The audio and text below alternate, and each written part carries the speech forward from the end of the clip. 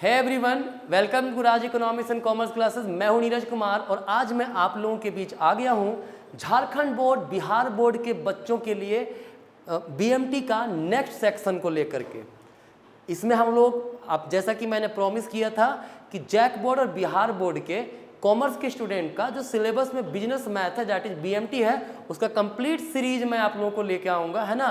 तो डिस्क्रिप्शन में प्लेलिस्ट का लिंक दिया हुआ, कृपया करके कनेक्टेड रहें, है ना। हर वीडियो को देखते रहे, मैं हर एक टॉपिक को वन बाय वन आप लोगों के बीच लेके आऊँगा, ठीक है। और अगर आप उन वीडियो को अच्छे से देख लेते हैं तो मुझे पूरा उम्मीद है आपको कहीं पर भी किसी प्रकार का कोई समस्या नहीं होगा, ठीक है।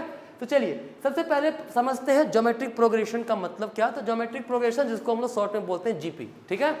देखिए होता ये है कि कहता है कि अगर किसी भी प्रोग्रेशन, किसी भी सीक्वेंस, है ना, जिसका जो डिफरेंस है रेशियो, मतलब कॉमन रेशियो हो, जिसमें क्या हो, रेशियो कॉमन हो, उसे हम लोग बोलेंगे ज्योमेट्रिक प्रोग्रेशन, ठीक है। जैसे सिंपल समझिए, एग्जांपल समझ ज़्यादा क्लियर होगा। मान लीजिए 10 है, 100 है, 1000 है, 10,000 है।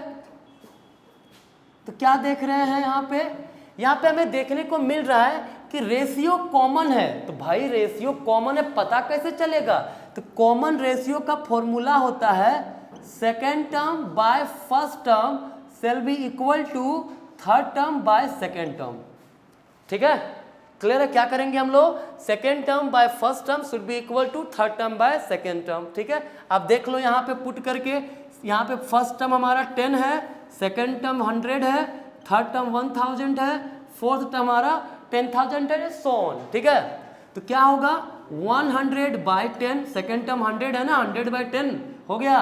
क्या आएगा वैल्यू इसका? 10 आएगा ना। इसका भी देखिए, थर्ड टर्म कितना है? 1000 बाय सेकेंड टर्म कितना? 100, कितना आया? 10 आया कि नहीं आया? तो देखिए रेशियो कॉमन है ना, मतलब क्या हुआ, रेशियो हर जगह 10 का ही है। मतलब अगर सेकेंड टर्म डिवाइडेड बाय 10 करे तब भी 10 आएगा, 1000 बाय 100 के तब भी 10 आएगा, 10,000 बाय 1000 करे तब भी वैल्यू 10 ही हमारा आएगा, ठीक है।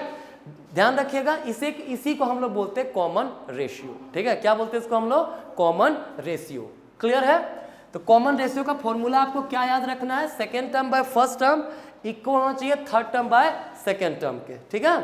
देखिए जीपी में पहला टर्म जो होगा वो मान लेते हैं ए है, जैसे 10 जो है ना, इसको हम लोग ए मान लिए, ठीक है। तो सेकेंड टर्म क्या होगा? सेकेंड टर्म हमारा होगा ए इंटू आर। क्या होगा? A into r. जैसे ए कितना है? 10 है ना, कॉमन रेशियो कितना आया था इसका 10 आया था ना, तो 10 इंटू 10 100 हुआ ना। तो सेकेंड टर्म हमारा 100 है कि नहीं है। थर्ड टर्म क्या होगा? ए आर का पावर 2, ठीक है। देखिए ए आर 10 है, आर का पावर 2, 100 इंटू 10 1000 आ गया ना। तो थर्ड टर्म क्या होगा? ए आर का पावर 2, ठीक है। फोर्थ टर्म क्या होगा? ए आर का पावर 3, और ऐसे ही कंटिन्यू चलता रहेगा। तो टी एन क्या होगा? ए आर एन माइनस 1 हो जाएगा, ठीक है। क्या होगा? A r n minus 1। Clear है? ये हमारा हुआ ज्योमेट्रिक प्रोग्रेशन का टीएन टर्म का फॉर्मूला। तो देखिए अब क्या करना है, जो भी हमारे पास कुछ क्वेश्चंस हैं, ठीक है, और उन क्वेश्चंस को हम लोग बनाएंगे इसके बेसिस पे, ठीक है।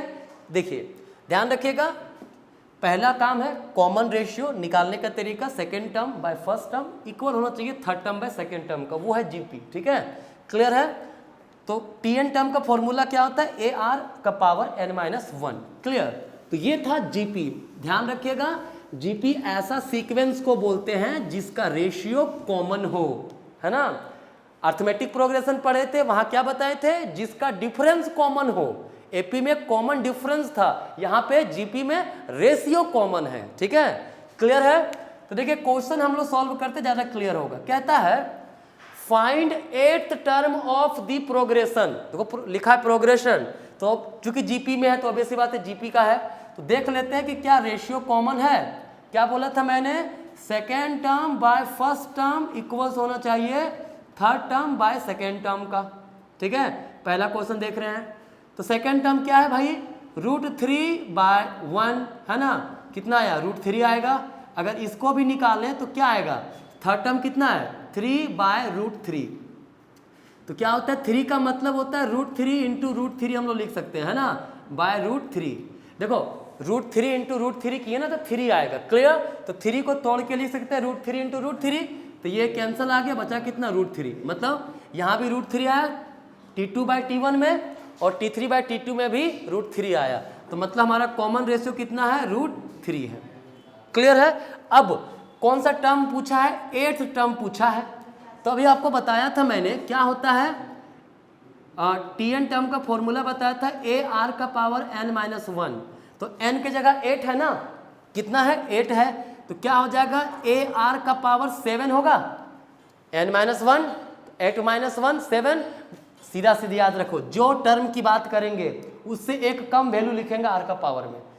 T8 है तो AR का पावर 7 होगा, अगर मान लीजिए T9 है तो AR का पावर 8 होगा, अगर T6 है तो AR का पावर 5 होगा, सीधा सीधी एक कम लिख देना है बस, ठीक है। तो AR का पावर 7, A कितना है, A का मतलब हो गया फर्स्ट टर्म कितना है यहाँ पे देखो तो 1 है ना, कितना है 1 है, क्लियर। तो 1 R कितना है √3, पावर कितना 7, ठीक है। तो क्या लिख सकते हैं इसको देखो तो √3 1 इंटू कुछ भी, खत्म कहानी। क्या होगा √3 into √3 into √3 into √3 into √3 into √3, कितना हो गया 1 2 3 4 5 6, एक बार और लिखना पड़ेगा हमको इंटू √3। अभी मैंने क्या कहा था √3 इंटू √3 करेंगे तो 3 आ जाएगा, मतलब ये दोनों गुना करें 3, ये दोनों गुना करें 3, ये दोनों गुना करें 3, मतलब 3 इंटू 3 इंटू 3 इंटू एक बच गया √3, कितना आ जाएगा 27 इंटू √3, ये हो गया आंसर। तो 8th टर्म क्या होगा 27 इंटू √3, क्लियर। देखिए क्या कोई समस्या है पहला क्वेश्चन के सॉल्यूशन में, मुझे उम्मीद है कोई समस्या आपको नहीं होगा, है ना। तो नेक्स्ट क्वेश्चन की ओर बढ़ते हैं, आप स्क्रीनशॉट ले सकते हो। और देखिए जितना होगा शेयर कीजिए, ठीक है, थोड़ा सा हमको भी फायदा दीजिए भाई, है ना।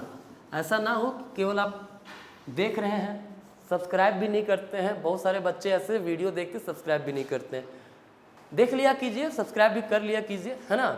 चलिए सेकेंड क्वेश्चन है, कहता है how many terms are there in GPA। GP कितना है, GP दिया हुआ है 0.03 0.06 0.12 ... 3.84, ठीक है ना। इसमें नंबर ऑफ टर्म्स कितने हैं, n हमारा फॉर्मूला है, सॉरी क्वेश्चन है, क्लियर है। अब देखिए फर्स्ट टर्म यहाँ पे क्या है, फर्स्ट टर्म हमारा 0.03 है ना। रेशियो कॉमन है, r बराबर 0.06 बाय 0.03 करेंगे, कितना आएगा 2 आएगा। क्योंकि ऑलरेडी GP लिखा हुआ है तो रेशियो कॉमन होगा ही, चेक करने की आवश्यकता नहीं है, ठीक है। तो कितना होगा common ratio, second term by first term कितना आएगा 2 आएगा, ठीक है। लास्ट टर्म हमारे पास दिया हुआ कितना 3.84, लास्ट टर्म है ना 3.84, है ना। तो Tn का फॉर्मूला होता है AR का पावर n-1 इक्वल 3.84 होगा। क्या आएगा, A कितना है, A है 0.03, R कितना है 2, n-1 इक्वल 3.84। क्या होगा 2 का पावर n-1 बराबर 3.84 डिवाइडेड बाय 0.03, क्या आएगा 2 का पावर n-1, अगर इसको डिवाइड करेंगे 128 आएगा। देखिए आप लोग करके देख रहे हैं ना, मैं डायरेक्टली लिख दे रहा हूँ, ठीक है। तो क्या आएगा 2 का पावर n-1 इक्वल्स, अगर 128 है तो 120, देखिए सबसे पहला ना यहाँ पे एक चीज़ समझ लीजिए, पावर में है ना n, वैल्यू चाहिए हमें n का, वो पावर में है, तो बेस कितना है 2 है, हमको भी इसको इस प्रकार से लिखना पड़ेगा कि बेस में 2 हो और उसका कुछ पावर हो जाए, ठीक है। तो 128 का अगर एलसीएम निकालते क्या होगा, 2 में 64, 2 में 32, 2 में 16, 2 में 8, 2 में 4, 2 में 2, कितना हुआ 1 2 3 4 5 6 7, तो 2 का पावर 7 लिख सकते हैं, बेस सेम पावर इक्वल हो जाएगा। तो n-1 इक्वल कितना हो गया 7, दैट इज n बराबर क्या हो जाएगा 8 हो गया। इस क्वेश्चन का सॉल्यूशन क्या हुआ, n इक्वल्स 8। ठीक है, चलिए अब है हमारे पास तीसरा क्वेश्चन। ठीक है, मुझे उम्मीद है आप लोग स्क्रीनशॉट ले लिए होंगे। ठीक है, तो देखिए थर्ड क्वेश्चन हम लोग देखते हैं। थर्ड क्वेश्चन कह रहा है if fifth term of a GP, fifth term and eighth term of a GP भी कितना है 48 एंड 384। ठीक है, क्या दिया हुआ है T5 फिफ्थ टर्म कितना है 48 है और T8 एट्थ टर्म कितना है 384 है। तो कहता है फाइंड जीपी, जीपी निकालने कह रहा है।